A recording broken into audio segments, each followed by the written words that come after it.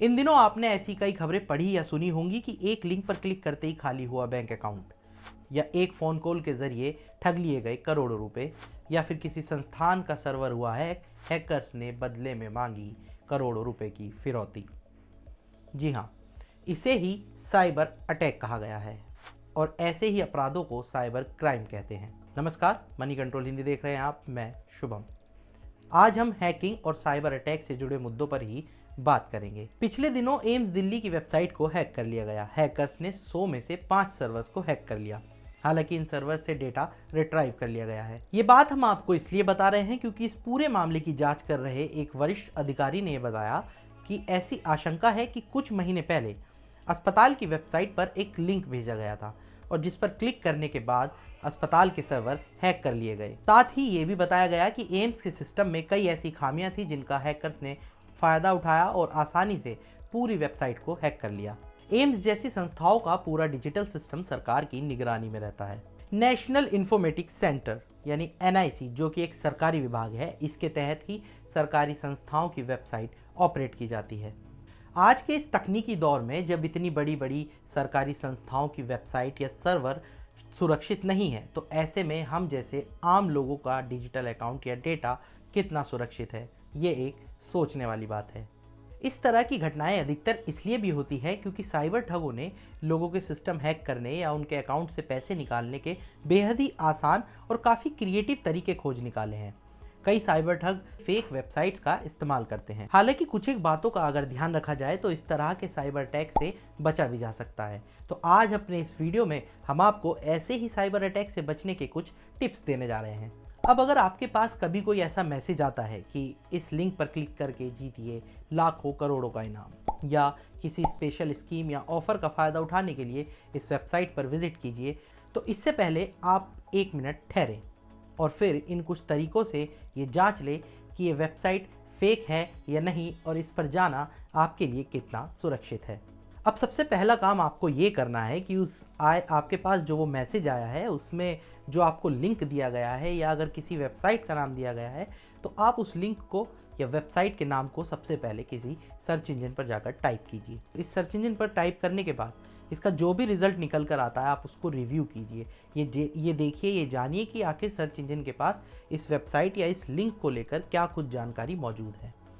दूसरी बात ये कि आपको कई चीज़ें उस लिंक यानी कि उस URL में पढ़कर ही पता लग जाएंगी। जैसे कि आप ये देखिए कि इस लिंक में जो कनेक्शन टाइप दिया है वो HTTPS लिखा है या HTTP। ये HTTPS और HTTP क्या है और इन दोनों के बीच में क्या अंतर है, हम पहले आपको ये भी समझाते हैं। तो सबसे पहले जानते हैं कि HTTP क्या है।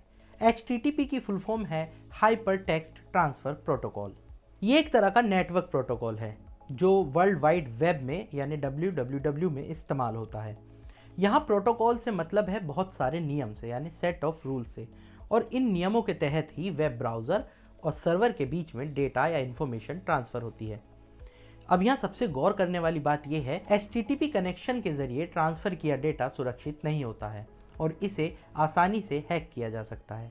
ऐसा इसलिए क्योंकि HTTP प्रोटोकॉल में डेटा इनक्रिप्टेड फॉर्म में नहीं होता और ना ही इसमें सर्वर आइडेंटिफिकेशन की ज़रूरत होती है। इन सब खामियों के चलते हैकर्स इस पूरे डेटा को आसानी से पढ़ लेते हैं और वो उसे बेहद ही आसानी से हैक कर लेते हैं।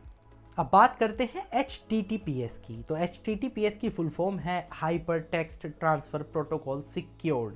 ये HTTP का सिक्योर्ड वर्जन है। इसमें सिक्योर्ड सॉकेट लेयर का इस्तेमाल होता है। इस लेयर के ज़रिए ही वेब ब्राउज़र और सर्वर के बीच डेटा इनक्रिप्टेड फॉर्म में ट्रांसफ़र होता है जो आसानी से रीड नहीं किया जा सकता। इसके साथ ही HTTPS में वेबसाइट की आइडेंटिटी के लिए सिक्योरिटी सर्टिफिकेट भी ज़रूरी है।